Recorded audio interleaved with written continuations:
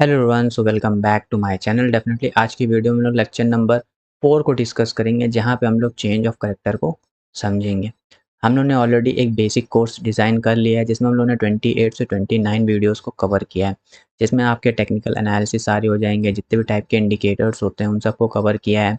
ये candle stick patterns, chart patterns, वो सब मेरे बेसिक कोर्स में कवर किया है। अब बेसिकली हम लोग एडवांस रेस चला रहे हैं, जिसमें बेसिकली आपको प्राइस एक्शन को अच्छे से समझेंगे, एसएमसी के कॉन्सेप्ट, आईसीटी के कॉन्सेप्ट को समझेंगे। तो इस एडवांस सीरीज़ का आज लेक्चर नंबर 4 है। हमने ऑलरेडी पहले 2-3 लेक्चर्स को कवर कर लिया है, जहाँ पे हम लोगों ने मार्केट स्ट्रक्चर को समझा है, ठीक है?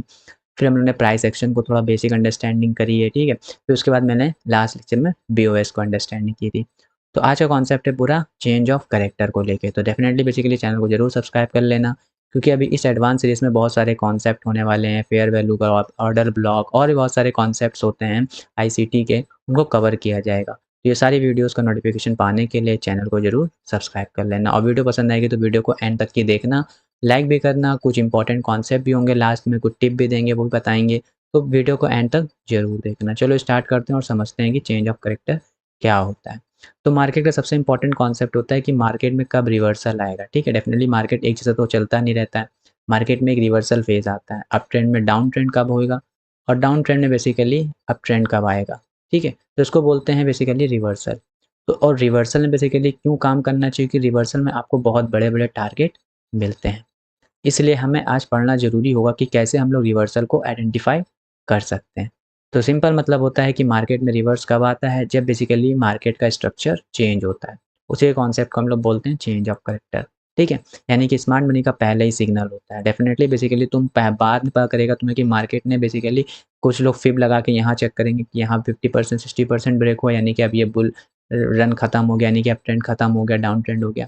लेकिन मार्केट स्ट्रक्चर से आप डेफिनेटली पहले आइडेंटिफाई कर लोगे। मार्केट बेसिकली यहीं पे जाके इसने यहाँ पे ब्रेक कर देंगे, तो ईज़िली आप आइडेंटिफाई कर लोगे कि मार्केट का स्ट्रक्चर ब्रेक हो गया। तो क्योंकि यहाँ पे स्मार्ट मनी लोग काम करते हैं और यहाँ पे अर्ली सिग्नल तुम्हें मिल जाता है। इस वजह से एसएल बहुत छोटे हो जाते हैं और टारगेट बहुत लंबे हो जाते हैं। इसलिए रिवर्सल में अक्सर हमें काम करना चाहिए, ठीक है? तो स्मार्ट मनी का पहला सिग्नल होता है रिवर्सल का नंबर 1 हैशटैग हम कह सकते हैं कॉन्सेप्ट चेंज ऑफ कैरेक्टर होता है, क्योंकि ये इंस्टीट्यूशनल का फुटप्रिंट होता है। स्ट्रक्चर ब्रेक होना यानी कि ट्रेंड का शिफ्ट होना, ये पुल बैक नहीं होता। डेफिनेटली बहुत लोग कहते हैं कि मार्केट ऊपर जा रहा है, तो ये थोड़ा-सा जो आ रहा है नीचे, इसको हम लोग पुल बैक बोल सकते हैं। नहीं, पुल बैक दूसरा होता है। पुल बैक में क्या होता है कि हमेशा जो उसका लास्ट सपोर्ट या रेजिस्टेंस होता है वो ब्रेक नहीं होता है। बट बेसिकली जब चेंज ऑफ कैरेक्टर होता है तो उसमें बेसिकली लास्ट का जो सपोर्ट या रेजिस्टेंस होता है, हायर लो या लोअर हाई, वो ब्रेक होता है। तो इसको हम लोग बेसिकली कहते हैं कि यहाँ पे बेसिकली मार्केट ने अपना स्ट्रक्चर चेंज कर दिया और मार्केट अब रिवर्स डायरेक्शन में फॉलो करेगा। तो बहुत ही इंपॉर्टेंट वीडियो होने वाली है, तो वीडियो को ज़रूर लास्ट तक देखना और चैनल को ज़रूर सब्सक्राइब कर देना। अब समझते हैं सबसे पहले चेंज ऑफ कैरेक्टर क्या होता है। तो जब मार्केट अपना ट्रेंड चेंज करता है, ठीक है? डेफिनेटली मार्केट एक अप ट्रेंड में था, मार्केट ने अप ट्रेंड करने के बाद अब मार्केट रिवर्स हो रहा है। तो इस रिवर्सल को ही बोलते हैं हम लोग मार्केट का चेंज ऑफ कैरेक्टर, ठीक है? यानी कि ट्रेंड को चेंज करना। अपोजिट डायरेक्शन में मेजर स्ट्रक्चर का ब्रेक होना। सिंपल मतलब है किस तरीके से फाइंड करना होता है, तो समझ जाओ ये हमारा एक ब्रेक ऑफ स्ट्रक्चर को फॉलो कर रहा है। लास्ट वीडियो मैंने ऑलरेडी डिस्कस कर रखा है, ठीक है? अब जिसमें क्या होता है, हमेशा इसका हायर लो जो होता है वो बचा रहता है। अब क्या करता है, यहाँ बेसिकली आता है नीचे और ये इसको ब्रेक कर देता है, लास्ट हायर हायर लोज को, ठीक है? इसका मतलब अब यहाँ से बेसिकली मार्केट का स्ट्रक्चर चेंज हो गया है। तो अब ये क्या हो जाता है, हमारा एक तरह का चेंज ऑफ कैरेक्टर एरिया हो जाता है। अब मार्केट पहले आता है, फिर लिक्विडिटी लेता है इन सब की, उसके बाद बेसिकली अपोजिट डायरेक्शन में फॉलो करने लगता है। तो इस तरीके से एक अप ट्रेंड डाउन ट्रेंड में कैसे कन्वर्ट होता है, कैसे हम आइडेंटिफाई करते हैं, वो यही कॉन्सेप्ट बताता है, ठीक है? तो जब मार्केट अपना डायरेक्शन चेंज करता है, अपवर्ड डायरेक्शन में एक मेजर स्ट्रक्चर ब्रेक होता है। ये पुल बैक नहीं होता है, ये ट्रेंड शिफ्ट को कहलाता है। यानी कि ये पुल बैक नहीं, पुल बैक अलग होता है। पुल बैक में हमेशा हायर लोज या लोअर लोअर हाई ब्रेक नहीं होते हैं, ठीक है? वो पुल बैक करते हैं वीक वॉल्यूम के साथ, फिर अगेन उसी ट्रेंड में चलने लगते हैं। बट जब भी एक हायर लो या लोअर हाई ब्रेक होता है बड़े टाइम फ्रेम का, तो हम कहते हैं कि वहाँ पे अब बेसिकली ट्रेंड का शिफ्ट हुआ है। क्यों होता है चेंज ऑफ कैरेक्टर? तो every signal of trend reversal shows buyer versus seller control use by smart money institution high probability trading edge होता है। तो चेंज ऑफ कैरेक्टर होता ही क्यों है? रीज़न ये होने का कि मार्केट कभी भी एक तरफ भागता नहीं रहता है। मार्केट ऊपर जाता है, नीचे आता है, ऊपर जाता है, नीचे आता है, ऊपर जाता है, नीचे आता है, ऐसे चलता रहता है, ठीक है। तो ये इसीलिए चेंज ऑफ कैरेक्टर को डिफाइन किया जाता है ताकि तुम अप साइड में डाउन साइड के लिए प्रेडिक्ट कर सको और डाउन साइड में कब अप साइड के लिए जाना है प्रेडिक्ट कर सको। इससे बायर्स और सेलर्स का कंट्रोल भी पता चलता है। मान लेते हैं इसने ऐसे बना रहा था स्ट्रक्चर, तो जब तक कि ये लास्ट इसका सपोर्ट ब्रेक नहीं हो रहा था, जब तक कि हम कह सकते थे बायर्स कंट्रोल में। लेकिन जैसे इसने लास्ट ये ब्रेक किया लास्ट का ये, इसका मतलब क्या है कि बायर्स ने यहाँ पे अपनी एग्जिट प्लान कर ली है और यहाँ पे अब सेलर्स ने डोमिनेट स्टार्ट कर दिया है। तो इस तरीके से इस वजह से होता है, बायर सेलर से कंट्रोल को आइडेंटिफाई करने के लिए हम लोग कहते हैं चेंज ऑफ कैरेक्टर होता है। और होने का रीज़न ये होता है कि मार्केट हमेशा जिगजैग में मूवमेंट करता है। पहले हमें पता होना चाहिए कि मार्केट स्ट्रक्चर जो मैंने ऑलरेडी पहले लेक्चर में कवर किया था कि अप ट्रेंड में क्या होता है, हमेशा higher high higher lows, higher high higher lows को फॉलो करता है। और डाउन ट्रेंड में क्या होता है, lower low lower high, lower low lower high, lower low lower high होता है, ठीक है। तो जो लास्ट हायर लो होता है अगर इसको ब्रेक करता है नीचे की तरफ, तो इसको हम लोग बोलते हैं चेंज ऑफ करेक्टर। इस तरीके से डाउन ट्रेंड में लास्ट लोअर हाई अगर ब्रेक होता है तो इसको हम लोग बोलते हैं चेंज ऑफ करेक्टर, ठीक है। अब यहाँ पे चेंज ऑफ करेक्टर आइडेंटिफाई कर लेते हैं, लेकिन उसके बाद अब एंट्री किस तरीके से प्लान करेंगे वो हम लोग और कॉन्सेप्ट के थ्रू कर सकते हैं। Order block, fair value gap, liquidity concept का यूज़ करके एंट्री प्लान कर सकते हैं। बट पता चल जाता है कि यहाँ पे हम मार्केट ऊपर जाने के लिए रेडी नहीं है या नीचे जाने के लिए रेडी नहीं है। तो स्ट्रक्चर समझे बिना अगर तुम चेंज ऑफ करेक्टर इम्पॉसिबल है, यानी कि जब तक कि स्ट्रक्चर को नहीं समझोगे कि आप ट्रेंड में मार्केट के डाउन ट्रेंड में, तो रिवर्सल क्या फाइंड करोगे। तो इट्स वेरी इंपॉर्टेंट तुम पहले लेक्चर को देख के आओ। Biggest confusion, what is the biggest confusion. तो देखो, एक रिट्रेसमेंट होता है जिसको हम लोग टेम्परेरी मूव करते हैं, ट्रेंड करते हैं, लेकिन चेंज ऑफ करते हैं मेजर स्ट्रक्चर चेंज होता है, ट्रेंड चेंज होता है। डिफरेंस समझ लिया, एच अनक्लॉक। एक रिट्रेसमेंट क्या होता है, रिट्रेसमेंट जैसे ये ऊपर गया, पुल बैक लिया, थोड़ा सा वीक वैल्यूम के साथ, ऊपर गया, पुल बैक लिया वीक वैल्यूम के साथ, तो इसको हम लोग बोलते हैं रिट्रेसमेंट। यहाँ पे क्या होती है, वैल्यूम ड्रॉप हो जाता है, ठीक है। बस लिक्विडिटी लेने के लिए ये बेसिकली ये कर रहा होता है ताकि जैसे सेलर्स की लिक्विडिटी मिलके फिर ऊपर मार दे। इस तरीके से यहाँ पे भी सेलर्स की लिक्विडिटी ग्रैब करने के लिए काम करता है, उसके बाद फिर वापस से मार दे, क्योंकि मार्केट हमेशा लिक्विडिटी के थ्रू चलता है ना, ऐसे तो चलेगा नहीं जिधर लिक्विडिटी होगी उधर मूव करते चला जाएगा। तो इस वजह से ये टेम्परेरी मूव्स होते हैं। लेकिन जब चेंज ऑफ कैरेक्टर आता है तो उस केस में जनरल एक हायर लोस का ब्रेक होता है, ठीक है। जनरल एक चेंज ऑफ कैरेक्टर आता है तो वहाँ पे वो लिक्विडिटी नहीं, वो जनरल बताता है कि यहाँ पे बड़े इंस्टीट्यूशन अब सेलर की तरफ प्लान कर रहे हैं। तो इस वजह से हमें एक रिट्रेसमेंट कॉन्सेप्ट को और चेंज ऑफ कैरेक्टर को समझना बहुत ही इंपॉर्टेंट होता है। अब बुलिश चेंज ऑफ कैरेक्टर सब ऑलरेडी डिस्कस कर रखा है। बुलिश चेंज ऑफ कैरेक्टर क्या होता है, मार्केट एक डाउन ट्रेंड में है, ठीक है। अब मार्केट ने क्या किया, यहाँ पे आया, ऊपर ऊपर गया, इसको ब्रेक कर दिया, इसका लोअर हाई को, ठीक है। अब यहाँ पे लोअर हाई ब्रेक हो गया तो ये क्या हो गया, हमारा चेंज ऑफ करेक्टर हो गया। अब इसके बाद क्या करेगा, बेसिकली रिटेस्ट करेगा। रिटेस्ट करने के बाद फिर आप एक एंट्री अप साइड की तरफ प्लान कर सकते हो। तो इसका मतलब होता है कि अब यहाँ सेलर्स की डोमिनेंस खत्म हो गई है, बायर्स ने एंट्री प्लान कर ली और बायर्स अब इस मार्केट को ऊपर ले जाने के लिए कंट्रोल करेंगे। तो ये अप ट्रेंड के लिए बुलिश चेंज ऑफ करेक्टर होता है। Similarly bearish base of structure क्या होता है, मार्केट अप ट्रेंड में होता है, ठीक है। फिर जैसे इसका हायर लो होता है, इसको बेसिकली सेलर्स ब्रेक करते हैं। तो सेलर्स ब्रेक करते हैं, इसका मतलब यहाँ पे बायर्स ने अपनी एग्जिस्टेंस बना दी, यानी कि अब बायर्स एग्जिस्ट हो रहे हैं और सेलर्स का डोमिनेट स्टार्ट हो गया है, ठीक है।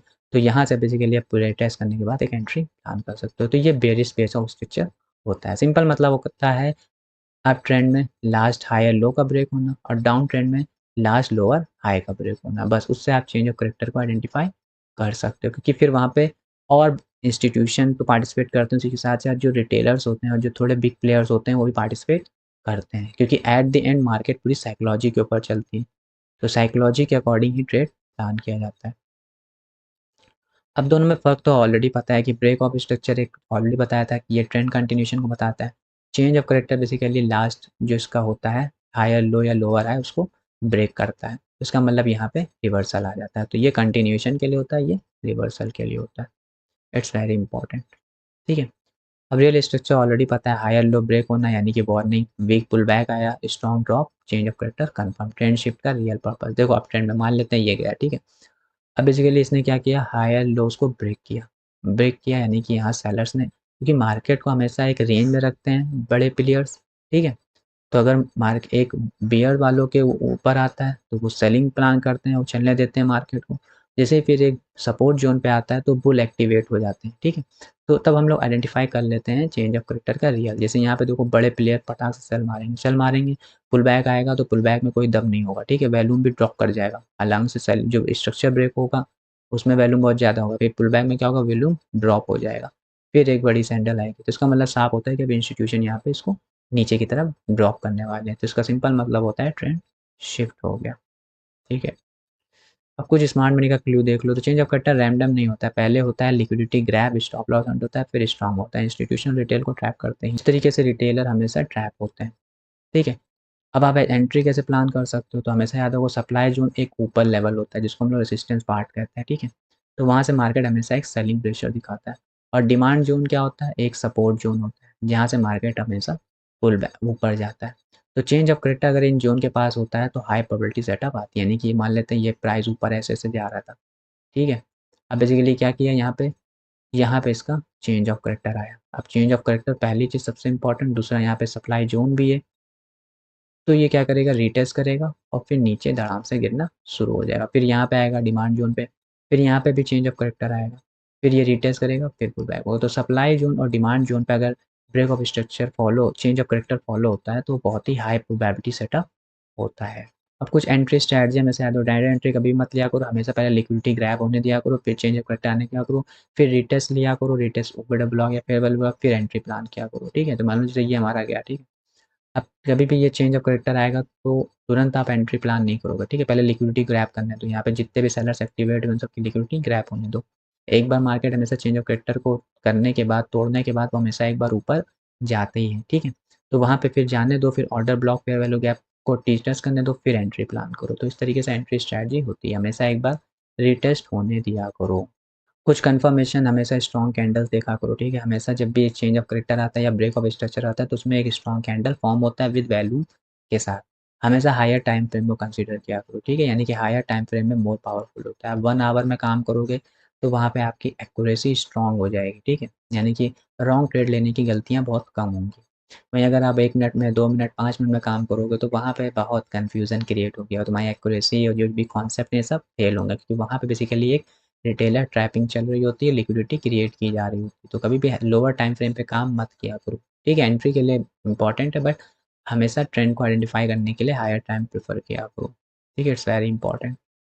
अब रिस्क मैनेजमेंट रूल ऑलरेडी पता है, हमेशा स्विंग हाई स्विंग लो। जैसे मान लेते हैं ये ऊपर गया, ठीक है, तो ये ब्रेक किया तो हमेशा इसका स्विंग लो का हाई, आप हाई कैसे लगा लिए, इसी तरीके से स्विंग लो कैसे लगा लोगे। हमेशा एक ट्रेड में 1-2% का ही रिस्क लिया करो, प्रॉपर रिस्क फॉलो करो। अगर एक रुपये दबा रहे हो तो 3 रुपये एटलीस्ट या 2 रुपये तो एटलीस्ट कमाओ, क्योंकि ये सब बहुत रिवर्सल होते हैं तो ईजिली आपको 1:3 का टारगेट मिल जाता है। सर्वाइव करोगे मार्केट में तभी आप कैपिटल को ग्रो कर पाओगे और प्रॉफिटेबल बन पाओगे। अब कुछ कॉमन मिस्टेक जो कि अवॉइड करना चाहिए, हर ब्रेक स्ट्रेंज ऑफ पैटर्न नहीं होता है। कब होता है? जब तुम 5 मिनट में काम करते हो, 1 मिनट में काम करते हो। तो हमेशा हायर टाइम फ्रेम में काम करोगे तो वहाँ पे रियल चेंज ऑफ करेक्टर का ब्रेक आएगा। फेक ब्रेकआउट बहुत होंगे जब भी आप छोटे टाइम फ्रेम में काम करोगे। लिक्विडिटी नहीं होगी, जितनी लिक्विडिटी ग्रैप हो रही होगी वहाँ पे तुम्हारे एसएल जा रहे होंगे, छोटे टाइम फ्रेम में काम करोगे।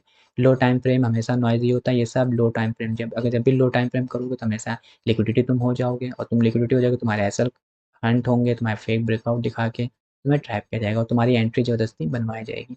तो हमेशा कंफर्मेशन का वेट किया करो हायर टाइम फ्रेम पर अलाइन होकर। तो दैट इज़ ऑल अबाउट, क्योंकि तुम्हें एक हायर टाइम फ्रेम ही बेस्ट होता है। क्विक चेकलिस्ट की बात कर लेते हैं। तो मेजर स्विंग ब्रेक हुआ, लिक्विडिटी स्वीप होती है, उसके बाद स्ट्रॉन्ग मोमेंटम आता है, स्ट्रक्चर चेंज क्लियर होता है, तब हम कहते हैं वैलिड चेंज ऑफ करेक्टर आता है। ठीक है, यानी कि पहले ऊपर गया, फिर इसने इसको ब्रेक किया, ब्रेक करने के बाद रिटेस्ट किया, फिर वैल्यूम के साथ ये वापस मूव करने लगा, तो हम कहते हैं यहाँ पे एक break of change of character आ गया। तो चेंज ऑफ करेक्टर हमेशा ट्रेंड रिवर्सल का सिग्नल होता है, स्मार्ट मनी का फुटप्रिंट होता है। स्ट्रक्चर अंडरस्टैंड कर लोगे तो आप इजीली ब्रेक ऑफ स्ट्रक्चर और चेंज ऑफ करेक्टर को समझ जाओगे। बेस्ट विथ कॉन्फ्लेंस, जितना ज़्यादा आप हायर टाइम फ्रेम पे जाओगे उतना बेस्ट को रिजल्ट मिलेगा। So that is all about the change of character advance series का लेक्चर नंबर 4, जहाँ पे हमने अच्छे से कॉन्सेप्ट को समझा, किस तरीके से चेंज ऑफ करेक्टर प्लान होता है, कैसे हम आइडेंटिफाई करते हैं, क्यों हम हायर टाइम फ्रेम पर ही काम करना चाहिए, और किस तरीके से हमारी एंट्री प्लान होती है, क्यों सबसे पहले एक बार लिक्विडिटी ग्रैब होती है फिर आपका रियल मूव आता है। वो सब कॉन्सेप्ट हम लोग ने चेंज ऑफ करेक्टर में पढ़ लिया। तो डेफिनेटली इस एडवांस सीरीज़ में जो लेक्चर नंबर 4 था वो हमारा चेंज ऑफ करेक्टर कंप्लीट हो गया है। तो कमेंट करना चेंज ऑफ करेक्टर, ठीक है, CHO करके लिख देना। अब हम नेक्स्ट लेक्चर में समझेंगे एक्सटर्नल स्ट्रक्चर और इंटरनल स्ट्रक्चर क्या होता है, बहुत ही इंपॉर्टेंट। यहाँ पे तुम्हें समझोगे क्यों हमें higher time frame align best होता है, क्यों हमें लोअर टाइम फ्रेम में काम नहीं करना चाहिए। ठीक है, तो एक्सटर्नल और इंटरनल स्ट्रक्चर को अच्छे से समझेंगे और इसमें अभी बहुत सारे कॉन्सेप्ट आने वाले हैं। हाई रेसिस्टेंस रन क्या होता है, लो रेसिस्टेंस रन क्या होता है। मैं तुम्हें कह रहा हूँ मैं एक एडवांस सीरीज़ है, तो ये एडवांस कोर्स जो कि फ्री ऑफ कॉस्ट है, तो इसमें बहुत सारी नॉलेज तुम्हें मिल जाएगी। ऑलरेडी बेसिक सीरीज़ को तुम देख लेना, जिसमें बेसिक सारे कॉन्सेप्ट ऑलरेडी मैंने 28 से 29 वीडियोज़ में कवर कर दिए हैं। इस एडवांस सीरीज़ में भी बहुत ही अच्छे से हम लोग चीज़ों को कवर करेंगे। तो यहाँ तक कि अगर वीडियो देखा है तो वीडियो पसंद आई होगी तो वीडियो को लाइक करना, ठीक है। चैनल पहली बार आया तो चैनल को जरूर सब्सक्राइब कर लेना है, क्योंकि यहाँ पे कॉन्सेप्ट तो मिलते हैं, कभी कभी मैं लाइव भी आ जाता हूँ तो वहाँ पे भी तुम्हें नॉलेज मिल जाती है अच्छे से, ठीक है। तो याद रखना है हमेशा लिक्विडिटी स्वीप, एंट्री स्ट्रैटेजी, ये सब कॉन्सेप्ट जो है आने वाली वीडियोस में भी कवर करेंगे। तो होपफुली वीडियो लाइक करना, वीडियो कमेंट करना, चेंज ऑफ करेक्टर और शेयर भी करना उन दोस्तों के साथ जो advance concept free of cost में सीखना चाहते हैं। तो लाइक करना, शेयर करना, सब्सक्राइब करना। मिलते हैं नेक्स्ट वीडियो में। Till then bye.